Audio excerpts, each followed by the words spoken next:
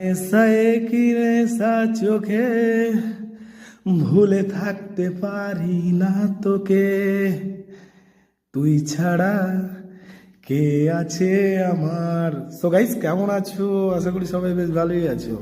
আর ভালো না থাকলেও কিন্তু গাইস ভালো থাকতে শেখো। এই জীবনে তুমি খারাপ থাকবে, মজা নিয়ে নেবে অন্যজন।